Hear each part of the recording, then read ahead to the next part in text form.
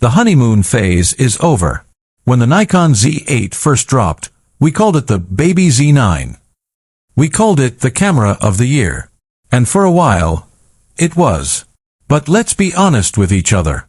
After 2 years of real-world abuse, the cracks have started to show. We've all felt that panic when the hot card warning flashes during a long interview. We've all looked at that battery percentage dropping faster than a lead balloon in cold weather. And we've all looked at the Sony A1 Mark II and the Canon R5 Mark II and thought, did I back the wrong horse? Welcome to my channel Tech Launch. Subscribe my channel and click on the bell icon for the new tech updates. Well, stop worrying. The sleeping giant in Japan has finally woken up. The rumors, the patents, and the supply chain leaks are all pointing to one thing. The Nikon Z8 Mark II is coming, and it is not just a refresh. It is a monster designed to bury the competition. If you are thinking about jumping ship to Sony or Canon right now, don't. You are going to want to hear this first. Let's rip the band-aid off and talk about the biggest controversy, the sensor. The current 45 megapixel stack is legendary. But the resolution war has restarted. The Sony A7 RV and the A1 II have pushed the boundary. The leaks for the Z8 II suggest Nikon is testing 2 prototypes. One is a conservative speed update, but the other is a 60-plus megapixel stacked sensor that defies physics. We are talking about high resolution without the high ISO penalty. Imagine cropping in 200% on a wildlife shot and still having enough data for a billboard. But resolution means nothing if the readout speed is slow. The Z8 II is rumored to feature the next-gen Expeed processor. This isn't just about slightly faster bursts. This is about global shutter-like performance without the dynamic range penalty of a true global shutter. But here is the feature that will make every event filmmaker in the US pre-order this camera today. Heat management. The Achilles heel of the original Z8. It's an open secret that the Z8 gets toasty. The Z8 II is rumored to have a redesigned internal chassis with a new graphite sheet heat dissipation structure, borrowing thermal tech from the Z9 but in the compact body. The goal? Unlimited 8K 60p recording. No more ice packs. No more anxious glances at the temperature icon. Just you, the record button, and peace of mind. Speaking of video, NRAW is great, but it's heavy.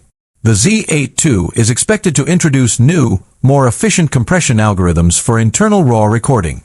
And for the slow-motion junkies, whispers of 4K at 240 frames per second are getting louder.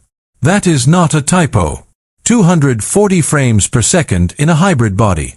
That is territory usually reserved for RED and RE. Now, we have to address the hardware. The viewfinder. The 3.69 million EVF on the original Z8 is fine. But fine doesn't cut it when Sony is giving you 9 million dots. The Z8 II is expected to finally upgrade to a 5.76 or potentially a 9.44 million EVF with ultra-high brightness.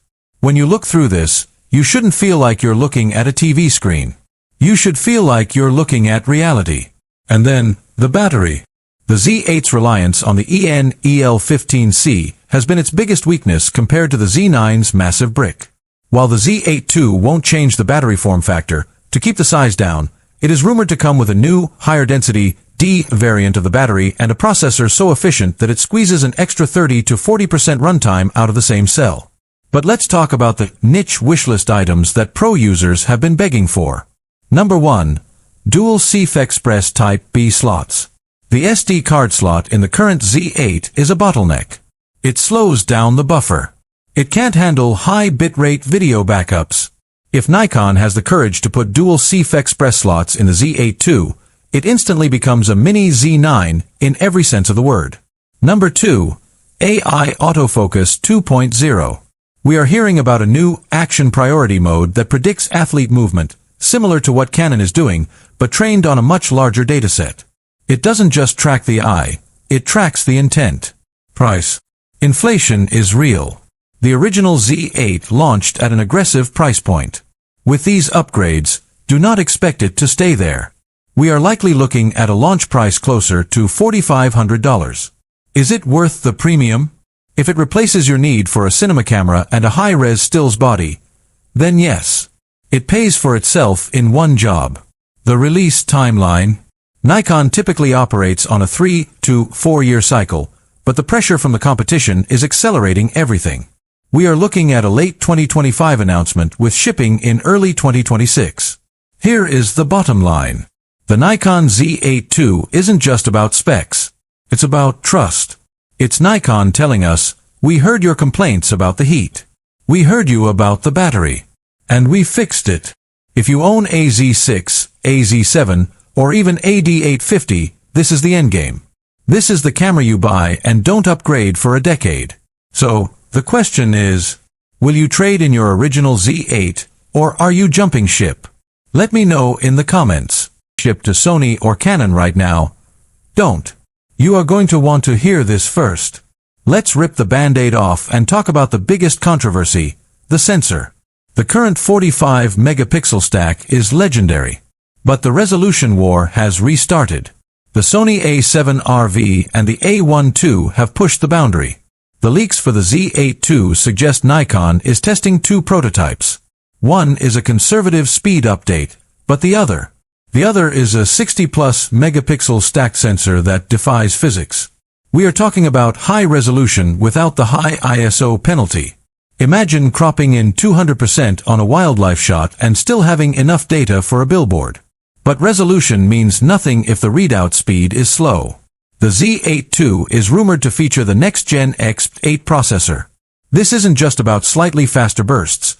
This is about global shutter-like performance without the dynamic range penalty of a true global shutter. But here is the feature that will make every event filmmaker in the US pre-order this camera today. Heat management.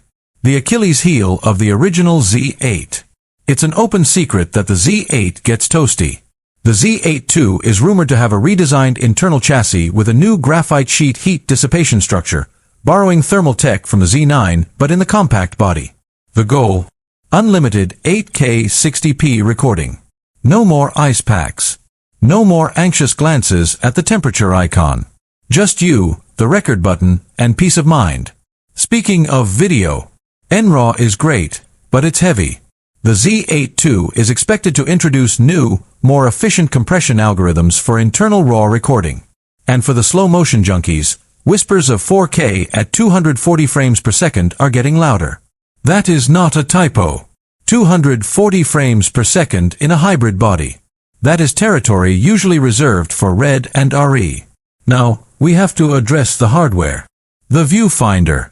The 3.69 million EVF on the original Z8 is fine. But fine doesn't cut it when Sony is giving you 9 million dots. The Z8 II is expected to finally upgrade to a 5.76 or potentially a 9.44 million EVF with ultra-high brightness. When you look through this, you shouldn't feel like you're looking at a TV screen. You should feel like you're looking at reality. And then, the battery. The Z8's reliance on the EL15C has been its biggest weakness compared to the Z9's massive brick. While the Z8 II won't